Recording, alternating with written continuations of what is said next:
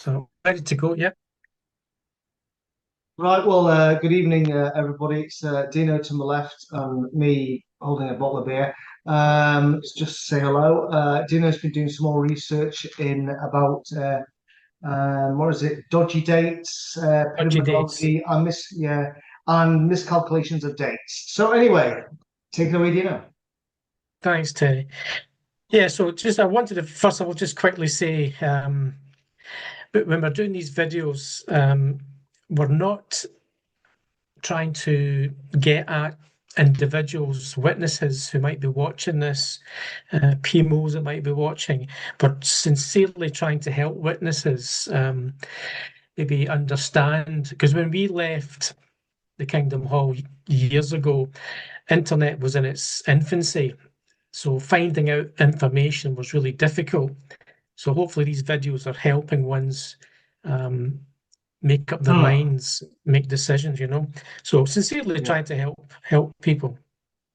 So today I'm going to look at the how some of the Jehovah's Witness dates originate, where they originate from. A few comments about the date 607 BCE in particular.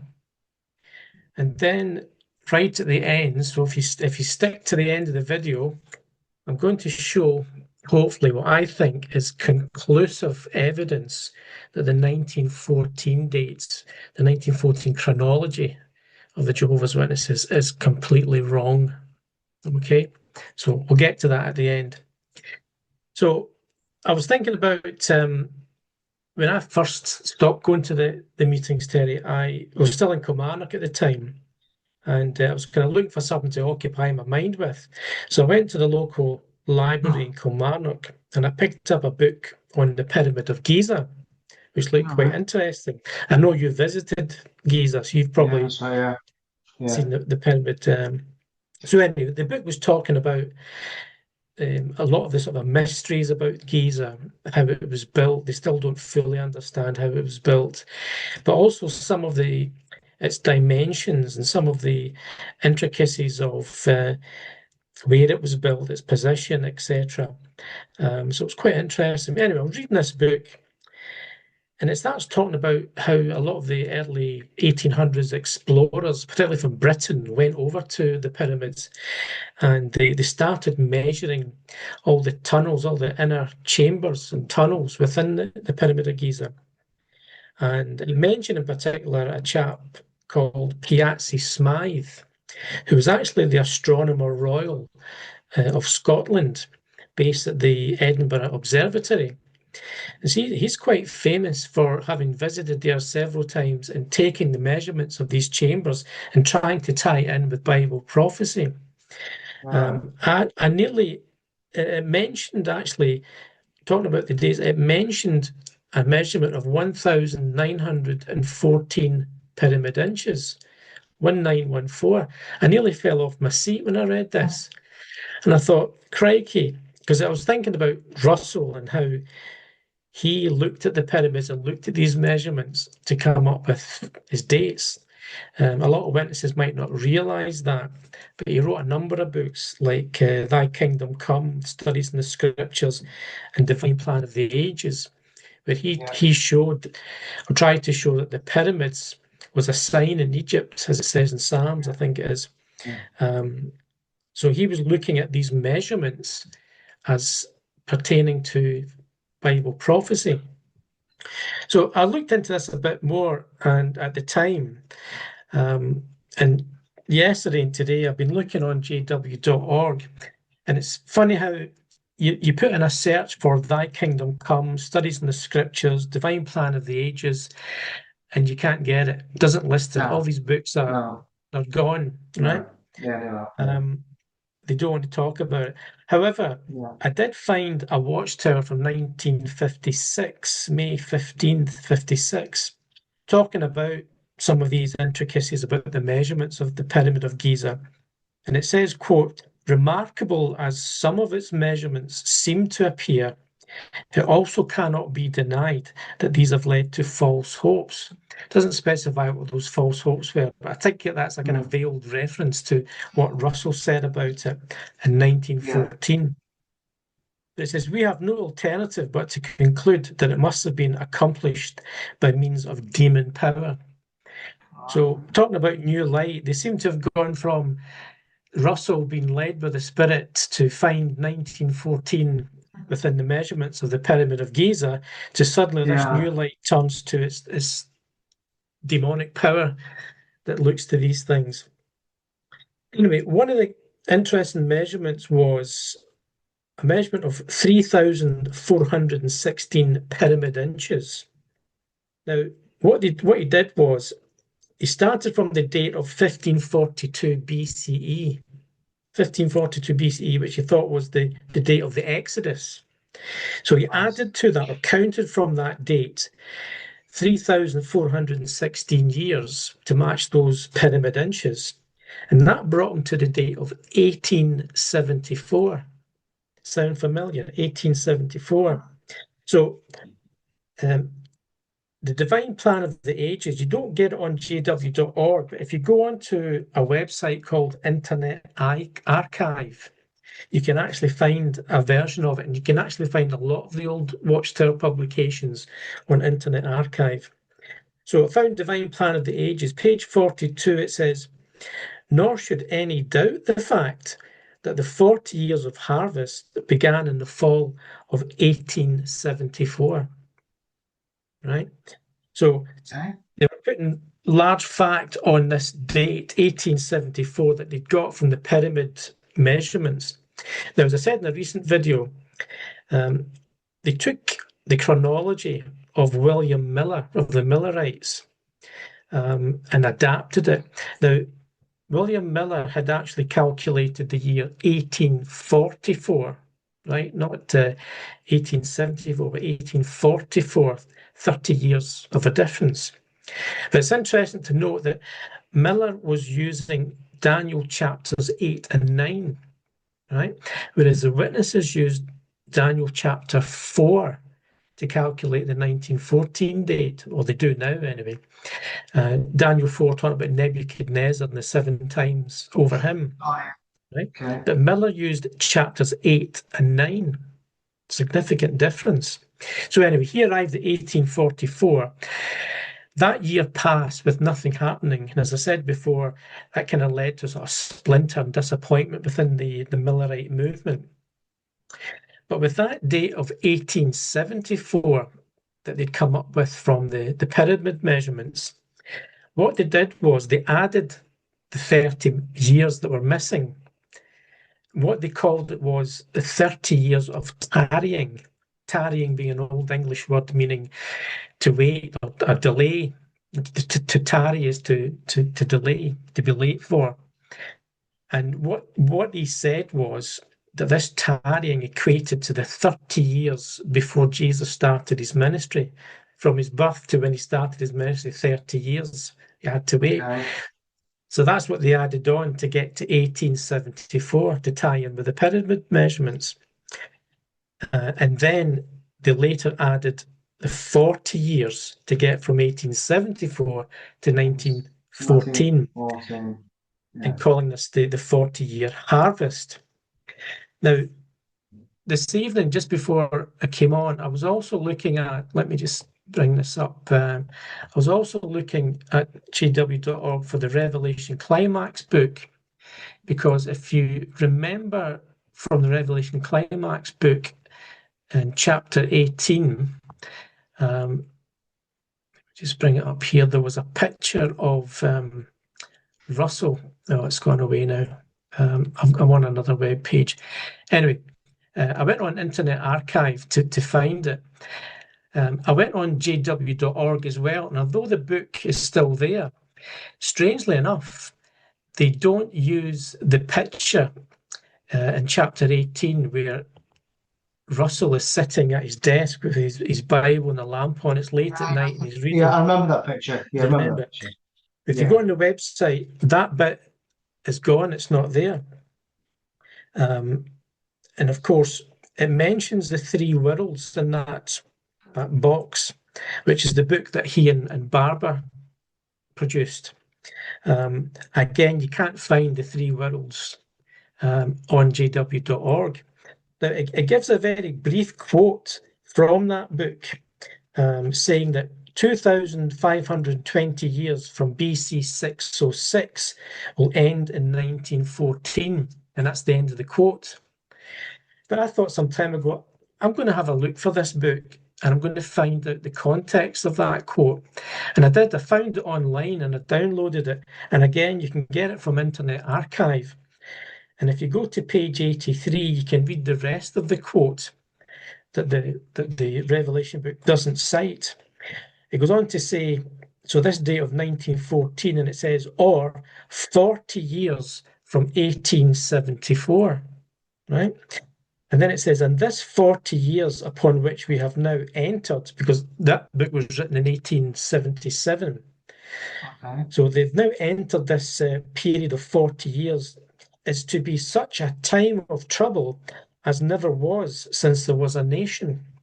And during this 40 years, the kingdom of God is to be set up.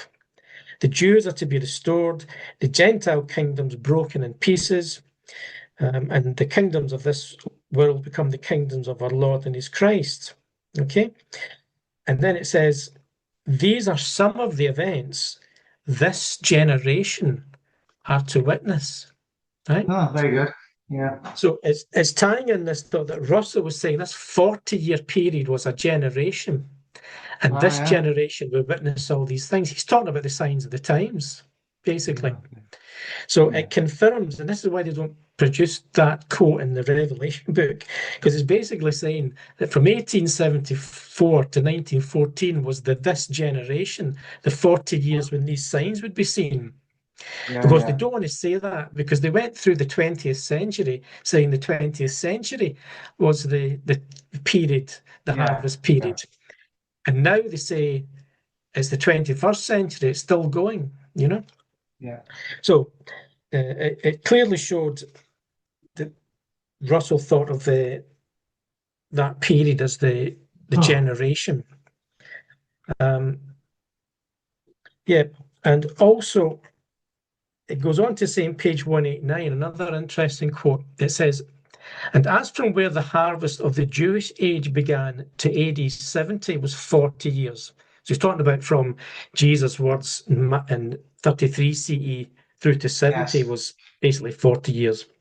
It says, so this 2,520 years, or the times of the Gentiles, reaches from 606 BCE to 1914, or 40 years beyond 1874. And then it says, and the time of trouble, conquest of the nations and events connected with the day of wrath have only time during the balance of this 40 years for their fulfillment.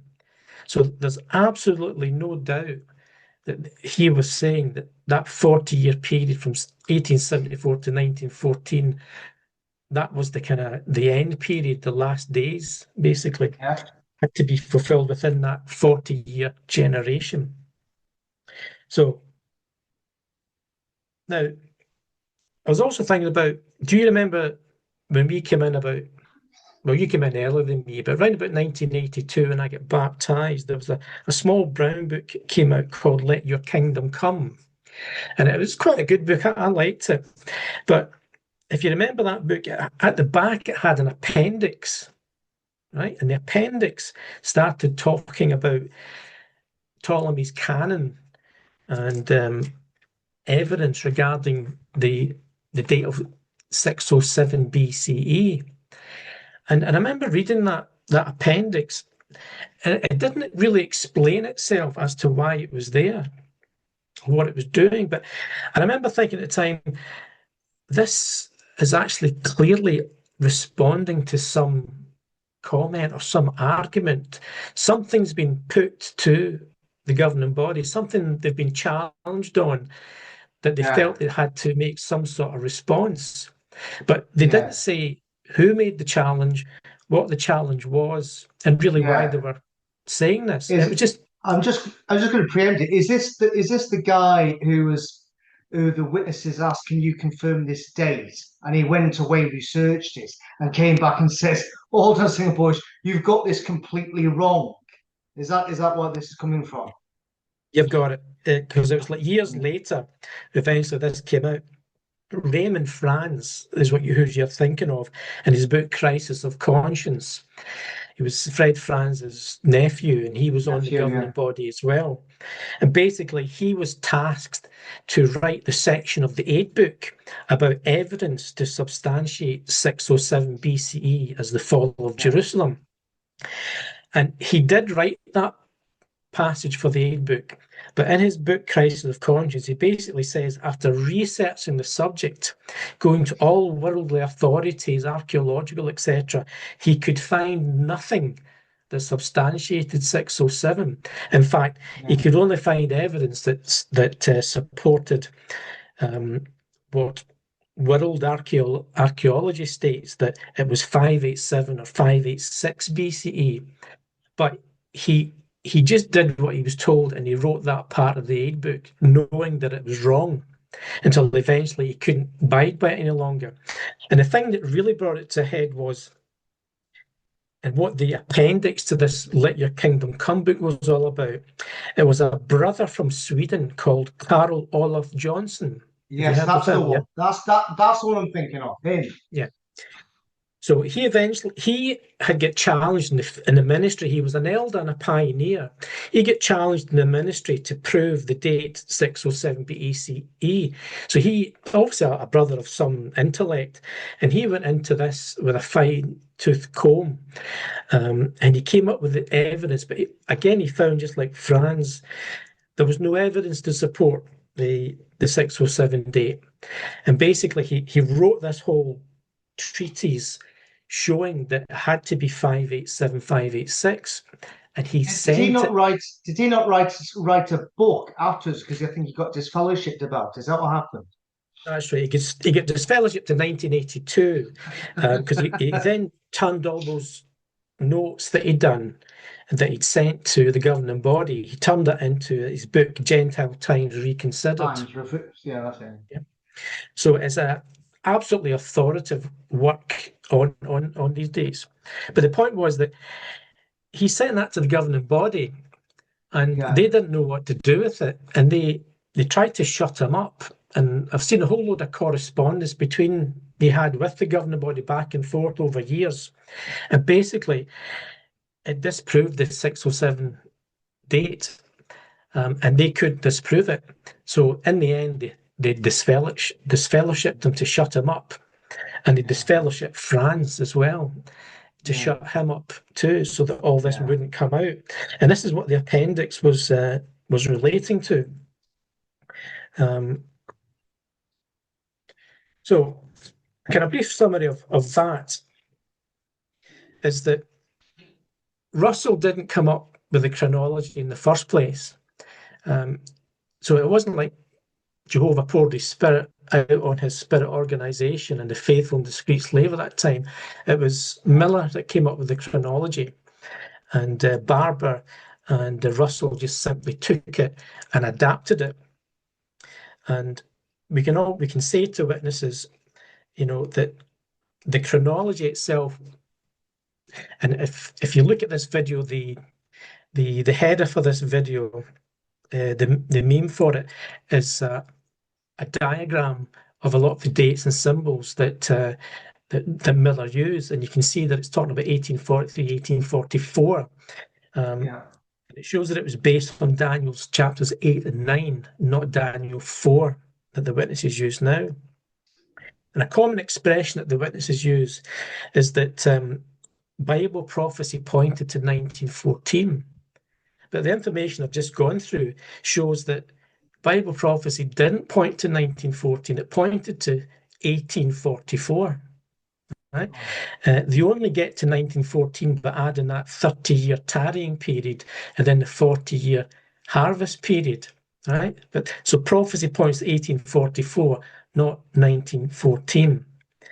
And basically the dates 1874 and 1914 are based on also the pyramidology. These measurements that were taken in the Pyramid of Giza. And it's maybe more common knowledge now than it used to be. But when Russell was buried, just adjacent to his burial plot, they erected a pyramid at his graveside, right? Because he was renowned for this pyramidology. So, and also I was thinking, because they were saying that the parousia was 1874, and then the end of the Gentile times they were saying was 1914, so they were separate, right? Separate dates, separate events. But when it all changed in the 1930s, and Rutherford changed the Gentile times into the Gentile times to 1914, they changed the parousia to 1914 as well. So at one point, these two dates and two events were separate, but they joined them together, which is significant as well. Now, a quick thought on the 607 BCE date. During my course this year at the university, one of the lecturers was very into archaeology, and we did a bit of archaeology study, and he had us read a couple of books written by one of the most prominent current biblical archaeologists today, who's a Dr. Jody Magnus. Okay, and I read a couple of her books, and she goes into a lot of the evidence about the archaeological digs in Jerusalem in particular, and the date 586 BCE as being the date of the destruction of Jerusalem. Anyway, it just so happened he managed to get a video interview with Dr. Jody Magnus, and he invited a number of the students to log into this Zoom conference, and she gave a brief talk on a particular subject, a particular temple she had excavated. And at the end, each of us were allowed to ask a question. So I got the opportunity to speak to this. I mean, she's quite a well-known, renowned biblical archaeologist. So I said to her, your books state conclusively 586 BCE as the destruction of Jerusalem. I says, is there any evidence that would suggest that it was actually destroyed in 607 BCE? And she was silent for a few seconds. She was kind of thinking about it. And I think she was trying to think, why would you ask such a question about 607? Obviously, it never entered into her mind, and had never heard of this date as a possibility that was when Jerusalem was destroyed. And she said, no, there's absolutely nothing to support that. 586. So this is coming from a renowned world expert on it, saying all the evidence is 586, not 607. How much time have we got left, Terry? Hopefully 10 minutes, maybe? You've got about just over 10 minutes, yeah. 10 minutes, okay, that's enough time. So the final point I was going to talk about tonight was that something that occurred again through my studies with the university. We were also doing a unit talking about time and how the Jews calculated time, and how they basically used the lunar calendar rather than a solar calendar. Okay, so their months were like 30 days. So basically, just to have a look at this, the thought occurred to me that obviously they were counting time differently to the way we do today. And I checked up a book that I have online, which the Society have quoted in the past, because it's quite an authoritative book. It's called The Pentateuch and Haftorahs, written by the then chief rabbi of the UK, Rabbi Dr. Hertz. On page 254 of this book, he talks about lunar calendar, and he says 12 lunar months total 354 and a third days, right? Which is 11 days less than a solar year. Because we all know our solar year is 365 and a quarter. And because of that quarter day, we have a leap year every 4 years, and we add one extra day every 4 years. But because of the lunar month being 11 days shorter than a solar year, he says it was essential to harmonize the lunar and solar years. This was done by intercalculation, or introduction of an extra month, Adar, which made that year a leap year. And he says that there were 7 leap years of 13 months, each in every cycle of 19 years. So every 19 years, the Jews had to add an extra month, not an extra day, an extra month every 7 years. Okay, and it's interesting in the large print edition of the 2013 New World Translation, at the very back, very last information page, it goes through the months of the years. You not maybe see that very well, but right at the very bottom there, the month of Yeah, yeah, Adar, yeah, yeah, yeah, and it yeah. basically says that intercalary month added 7 times in 19 years. Okay, so they had to add this extra month so that the lunar calendar would eventually match up with the solar calendar. Okay. But that emphasized to me the fact that we're talking about two different types of time periods, calendars. And of course, this is year 2025. I meant to check this up earlier and I forgot, but according to the Jewish calendar, this is not 2025. This is something like 4,000 and something or other, All right. because they're using a different calendar. And it got me to thinking that when the society talk about the 2,520 days or 20 years, okay, they calculate from 607, which takes them to 1914. Yes. What years are they talking about? Yes. Yeah, yeah, Right? yeah, yeah. Now, Yeah. if you go to, remember the reasoning book, they don't use it now. Yes. Yeah, yeah, yeah, yeah. So much of Recent, yeah, the yeah, yeah. light is now old Yeah, yeah, light. yeah. Yeah. And in Old shite. page 97 of it is actually, it Yeah, shows you the calculation that they use. yeah. And it makes the point, page 97, it makes the point that the 7 times is 7 times 360. Because remember, they're saying 360 days. That's 12 months of 30 days, right? Now they call that a prophetic biblical year, right? So it's not a lunar year and it's not a solar Yes. year. It's something in Right. the middle, right? So Mm. your lunar year is 354 days. Your biblical prophetic is 360 days, and a true solar year is 365, right? So bearing that in mind, how many lunar years would you need to make a solar year? So if a lunar year is 11 days short, you would need one lunar year plus 11 days to make just one solar year. And if you're going to make, how many prophetic years would you need to make one solar year? Well, if a prophetic year is 360 days, it'd be 5 days short. So you need one prophetic year plus 5 days.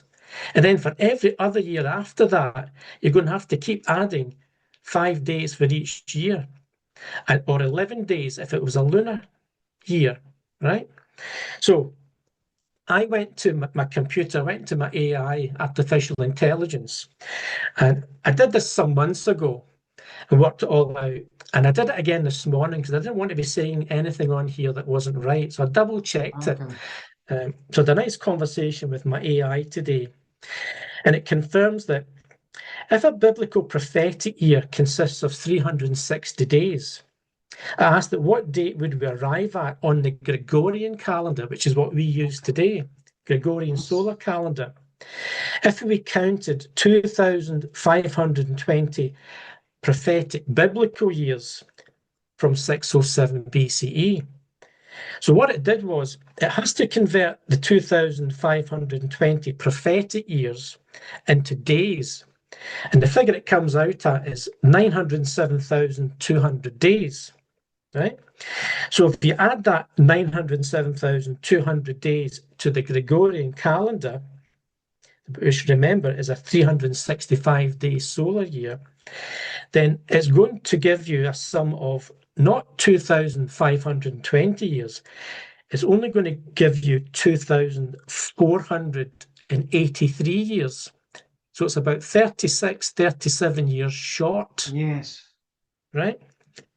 So if you're starting from 607 BCE and you're counting forward 2,483 years, it takes us to 1878, not 1914. It's about 36, 37 years short of 1914.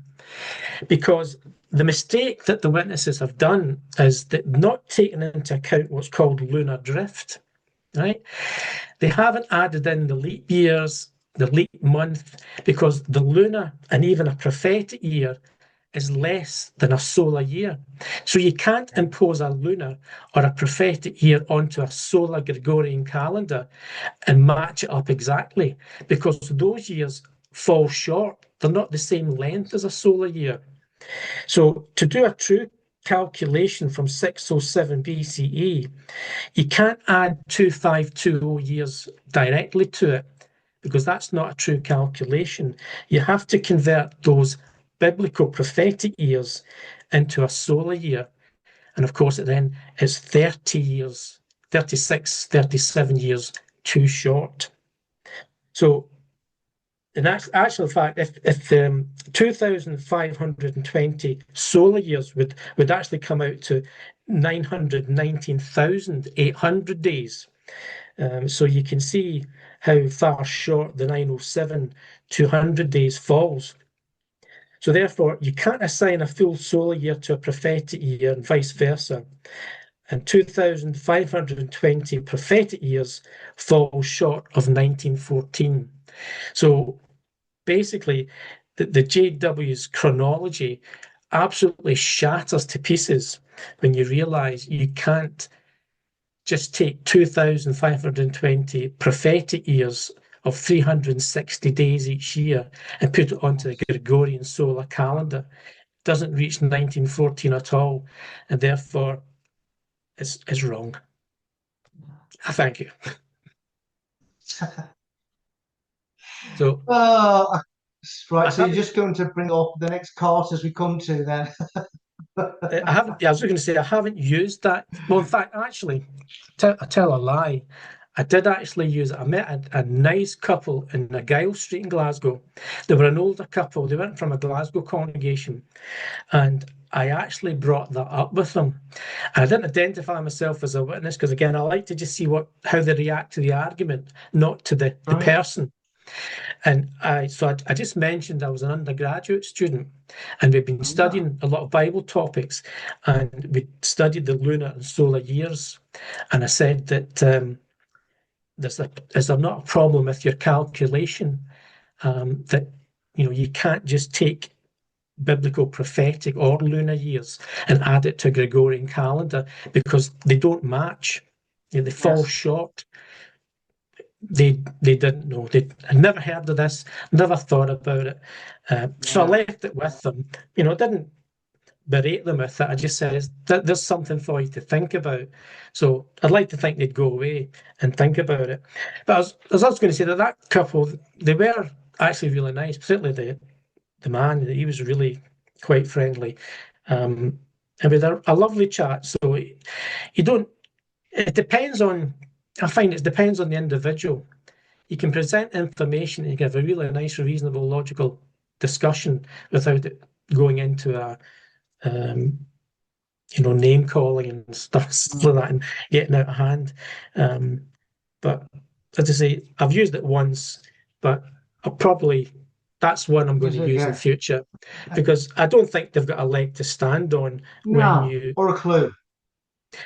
And the thing was, it was staring us in the face all these years, all the time. Yeah. Really, and it was only until we really thought about the difference between a lunar and a solar year, and you thought, wait a minute, different calendars, and there it is.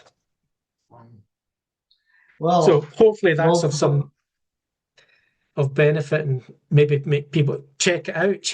Go on your AI, ask your computer just to check those dates and calculations and let it do it for you, and you'll find that it'll come out with the same answer. Amazing. So that's another case of you just listen to their narrative and you just swallow everything they say. You don't do any critical thinking. You don't do any research. You totally rely on the research that they've done for you. But then, of course, they take things out of context. And you think they're being very studious by putting in quotes, but you don't see the context and where they're taking that out of. But that I've not thought about that before. It's another powerful bit of research you've done again.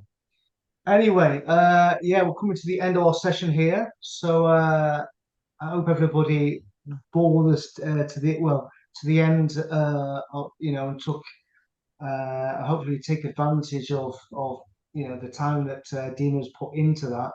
And it just shows, I think, this. I said this to you last week off the camera.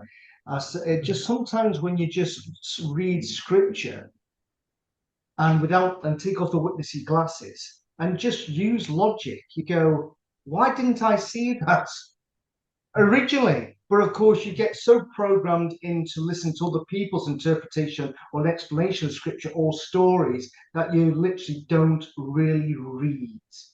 You're doing the words, but you're just listening to how it's been programmed into to read this line, this sentence, or this chapter into the way that they want you to read it. It's just incredible.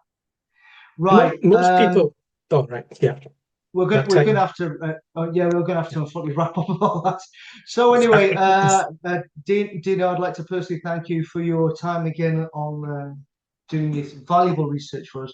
I can really commend you for the extreme efforts that you're going to, which is a lot more than I would prepare to do. And I think you were presenting material, as I said to you before, that I don't think anybody else is presenting out there who deals with any sort of Jehovah's Witness forum or ex-Jehovah's Witnesses. I think you're going so deep dive into this. I don't think anybody else is doing anything like it. So I appreciate your time you take to do this. And I hope you continue to do this because there's an awful lot to go through as long as you've got the time to do the research for us.